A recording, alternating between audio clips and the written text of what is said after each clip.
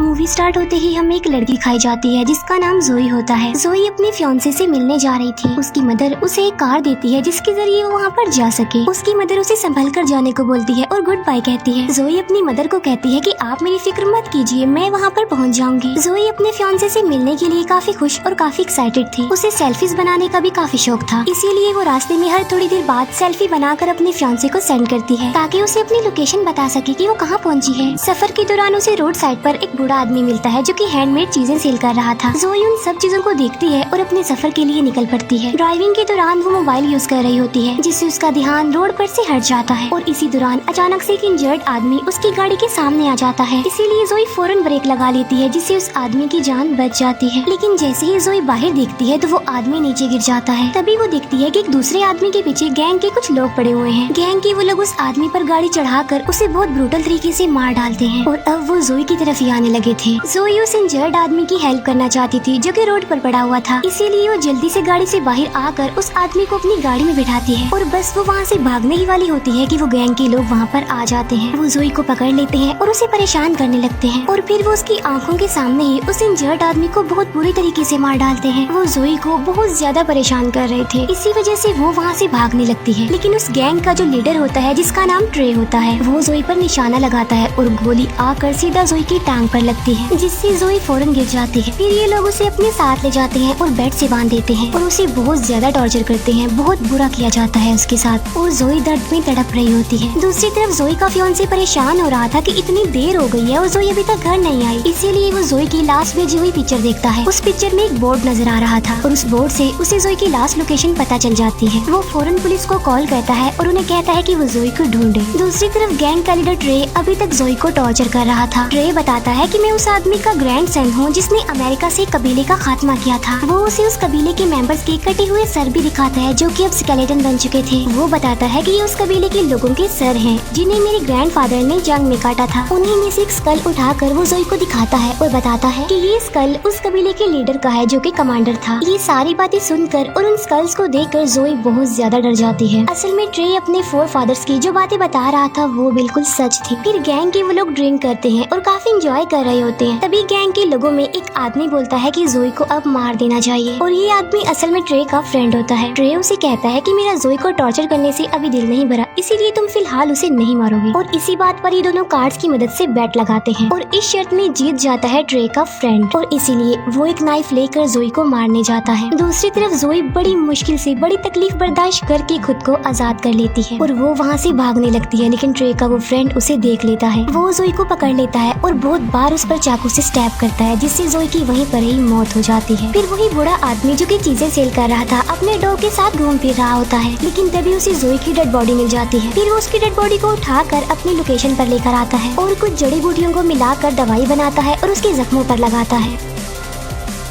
यहाँ पर हम ये जान पाते हैं कि ये बूढ़ा आदमी भी उसी कबीले से बिलोंग करता था जिसे ट्रे के ग्रैंडफादर ने मारा था। ये बूढ़ा आदमी कुछ स्पेल्स यानी मंत्र बोलकर रिचुअल करता है ताकि जोई की सॉल फिर से उसकी बॉडी में आ सके और इसी दौरान जोई की डेड बॉडी हवा में फ्लाई करने लगती है। असल में उसके अंदर सच में कोई सॉल आ चुके थे। जोई का चेहरा अब डरावना हो गया था, यानी उसकी आंखें काली हो गई थी और वो उस बूढ़े आदमी पर अटैक कर देती है। लेकिन बहुत जल्द वो बूढ़ा आदमी जोई को बेहोश करने में कामयाब हो जाता है। फिर जोई का फियांसे भी यहाँ पर आ जाता है और वो एक होटल में रुक जाता है। फिर हमें जोई दिखाई जाती है। जब उसे होश आता है तो वो सिटी एरिया में आ जाती है जहाँ पर उसे एक पब्लिक टेलीफोन दिखाई देता है। फिर जोई उस फोन से अपने फियांसे को कॉल करती है और उसे बताती है कि मैं जिंदा हूँ और बिल्कुल ठीक हूँ। जोई का फियांसे उसकी आवाज सुनकर बहुत ज्यादा खुश हो जाता है और अब वो इस पब्लिक टेलीफोन की भी लोकेशन निकलवाता है और उस लोकेशन के लिए निकल पड़ता है। फिर जोई को एक पुलिस ऑफिसर दिखता है जिससे हेल्प मांगने के लिए वो आगे बढ़ती है, लेकिन तभी वो देखती है कि वो पुलिस ऑफिसर कोई और नहीं बल्कि गैंग के लोगों में से एक है और उसे देखकर जोई को बहुत ज्यादा गुस्सा आ जाता है। इसीलिए वो उसका पीछा करते करते एक क्लब में आ जाती है और गैंग का ये मेंबर जोई को देखकर काफी शॉक रह जाता है। जोई की आईज फिर से बिल्कुल ब्लैक हो जाती हैं। ऐसा लग रहा था कि फिर से उसके अंदर वो सॉल आ गई हो। यहाँ पर गैंग का वो मेंबर यानी ट्रे का साथी जोई पर अटैक कर देता है, लेकिन इससे पहले कि वो जोई को कोई नुकसान पहुँचा सके उससे पहले ही जोई उसका पेट फाड़ देती है और उसके सारे इंटेस्टाइन्स बाहर निकाल कर उसे मार डालती है। फिर एक फाइटर जोई को गन से शूट करने की कोशिश करता है, लेकिन जोई उसे चेयर मारकर बेहोश कर देती है। फिर जब जोई का फियांसे उस पब्लिक टेलीफोन की लोकेशन पर पहुँचता है तो देखता है कि वहाँ पर पुलिस आई हुई है और वो पुलिस से जोई के बारे में पूछता है, जिस पर वो पुलिस ऑफिसर कहता है कि यहाँ पर किसी आदमी का मर्डर हुआ है और तुम जिसे यहाँ पर ढूंढने आए हो वो यहाँ पर नहीं है। जोई का फियांसे उस पुलिस ऑफिसर को कहता है कि मेरी फियांसी ने मुझे 1 घंटा पहले यहाँ से कॉल की है, जिस पर वो पुलिस ऑफिसर कहता है कि ओके ऑलराइट, मैं तुम्हारा केस बाद में देखूंगा। और तभी वहाँ पर ट्रे भी अपने गैंग के साथ आ जाता है और अपने साथी की डेड बॉडी को देखकर वो शदीद गुस्से में आ जाता है। उसे कुछ भी समझ नहीं आ रही थी कि आखिर उसके साथी को किसने मारा होगा। तभी इन लोगों के पास जोई का फियांसे आता है। वो उन्हें जोई की पिक्चर दिखाता है और पूछता है कि क्या तुमने इस लड़की को देखा है। जब वो लोग जोई की पिक्चर को देखते हैं तो उसके फियांसे को कहते हैं कि वो जल्दी से यहाँ से चला जाए। लेकिन जब जोई का फियांसे उन्हें ये बताता है कि 1 घंटा पहले जोई ने मुझे इस लोकेशन से कॉल की थी, तो ये सुनकर गैंग के वो सारे लोग हैरान रह जाते हैं और जोई के फियांसे को मारने के लिए आगे बढ़ते हैं। लेकिन तभी वो पुलिस ऑफिसर वहाँ पर आ जाता है और उन्हें वहाँ से जाने के लिए बोलता है। जोई की जब आँख खुलती है तो वो खुद को एक शेड में पाती है। तभी अपने आप से ही एक रूम का डोर ओपन हो जाता है और उस रूम में हर तरह के टूल्स पड़े हुए थे। जोई वहाँ से एक बो एंड एरो यानी तीर कमान उठाकर वहाँ से चली जाती है। फिर गैंग के वो लोग वहाँ पर जाते हैं जहाँ उनके साथी ने जोई को मारकर दफनाया था। वो लोग दिखते हैं कि जोई की डेड बॉडी वहाँ से गायब है। वो लोग सोचने लगते हैं कि आखिर जोई की डेड बॉडी कहाँ गई है और कहाँ पर जा सकती है। फिर वो साथी जिसने जोई को मारा था वो बोलता है कि शायद उसकी डेड बॉडी को कोई जंगली जानवर लेकर गया होगा, क्योंकि ये मुमकिन ही नहीं है कि जिसे मैं मारूं और वो बच जाए। लेकिन ट्रे को इस बात पर बिलीव नहीं होता। फिर ये लोग कुछ टाइम से अपने घर से कहीं दूर जाने का प्लान करते हैं, पुलिस के डर से कि कहीं पुलिस उन्हें अरेस्ट न कर ले।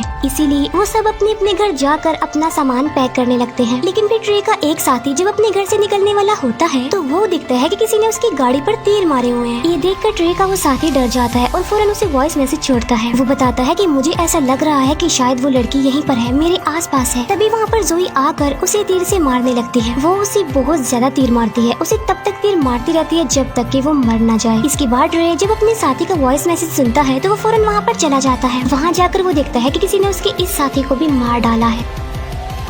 फिर जोई देखती है कि उसकी बॉडी गल रही है, सड़ रही है, जिसमें कीड़े पड़ रहे हैं। ये देखकर जोई उसी बूढ़े आदमी के पास जाती है और उसे इसका हल पूछती है। तब वो बूढ़ा आदमी उसे सारी बात समझाता है कि असल में मुझे तुम्हारी डेड बॉडी कब्र में मिली थी और जिस टाइम तुम मुझे मिली उस वक्त तुम मर चुके थे। फिर मैंने एक रिचुअल करके तुम्हारी सोल को वापस बुलाया, लेकिन उसी वक्त तुम्हारे सोल के साथ साथ एक और सोल भी तुम्हारी बॉडी में आ गई। बल्कि वो दूसरी सोल किसी और की नहीं बल्कि उसी कबीले के लीडर की है जो कि कमांडर थे। और लीडर की सोल सालों से अपना बदला लेना चाह रही है। उस लीडर की सोल उस पूरी फैमिली को खत्म करके अपना बदला लेना चाहती है जिसने उनके पूरे कबीले को मार दिया था। और ये वही लोग हैं जिसने तुम्हारे साथ गलत किया, यानी ट्रे का खानदान। यानी इसका मतलब ये है कि लीडर और तुम्हारे दुश्मन एक ही हैं। बूढ़ा आदमी जोई को ये भी बताता है कि तुम्हारी बॉडी गल रही है, सड़ रही है, टाइम बहुत कम है हमारे पास, इसीलिए जो भी करना है जल्दी करना है। दूसरी तरफ ट्रे प्लान बना रहा होता है कि वो जोई के फियांसे को किडनैप कर लेंगे ताकि जोई उनका कुछ न कर सके, उन्हें कोई भी नुकसान ना पहुंचा सके। जोई का फियांसे उसे मिस करके काफी रो रहा होता है, काफी दुखी होता है वो। लेकिन तभी वहाँ पर ट्रे और उसके साथी आ जाते हैं और वो उसे बहुत ज्यादा मारते हैं। फिर वो उसे उठाकर अपनी गाड़ी में रखकर उसे ले जाने लगते हैं। लेकिन जब ये लोग वहाँ से निकल रहे होते हैं कि तभी वहाँ पर जोई आ जाती है और वो ट्रे के एक साथी की गर्दन पर तीर मारती है जिससे वो इंजर्ड हो जाता है और उसका काफी खून बहने लगता है। ट्रे और उसका वही साथी जो कि उसका फ्रेंड था जोई को जिंदा देखकर शॉक्ड रह जाते हैं और वो वहाँ से भागने लगते हैं। जोई भी भागते हुए उनकी गाड़ी पर चढ़ जाती है जहाँ पर उसकी और ट्रे के फ्रेंड की लड़ाई हो जाती है। ट्रे का वो साथी जोई पर कई बार चाकू से स्टैब करता है लेकिन इसका जोई पर कोई भी असर नहीं होता। जोई ट्रे के उस साथी को बस मारने ही वाली होती है कि तभी ट्रे ब्रेक लगा लेता है जिससे जोई गाड़ी के सामने जमीन पर गिर जाती है। ट्रे काफी बार उस पर गाड़ी चढ़ाकर उसे कुचलता है लेकिन इसका भी जोई पर कोई असर नहीं होता। ये देखकर ट्रे हैरान रह जाता है कि वो अभी तक जिंदा कैसे है, लेकिन वो इस बात पर ज्यादा सोचने में टाइम वेस्ट नहीं करता बल्कि अपनी जान बचाकर वहाँ से भाग जाता है। फिर ये लोग जोई के फियांसे को एक जगह पर ले आते हैं और उसे बांध देते हैं और ट्रे का वो साथी जिसे एरो लगा था वो अभी भी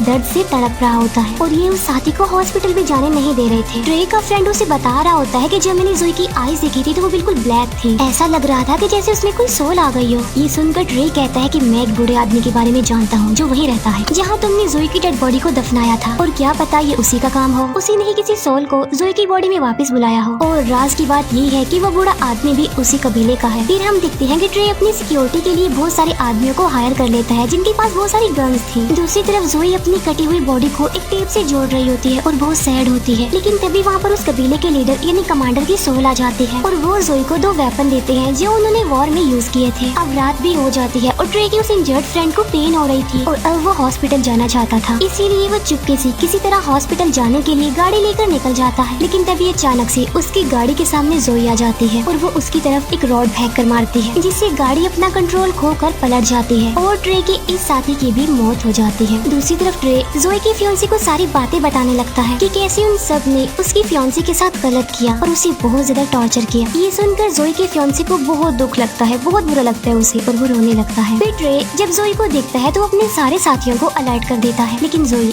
एक एक करके सबको मारती जा रही थी। इसके बाद ट्रे अपने फ्रेंड को ढूंढने लगता है, लेकिन उसे पता चलता है कि जोई ने उससे भी मार दिया है। लेकिन तभी जोई उसके सामने उसके फ्रेंड का दिल लेकर आती है और उसकी आंखों के सामने उसे खा लेती है। ये देखकर वो डर जाता है और भागकर बाहर आ जाता है। बाहर जाकर उसे एक पुलिस ऑफिसर दिखाई देता है, लेकिन वो पुलिस ऑफिसर को ही मार डालता है और वहाँ से भाग जाता है।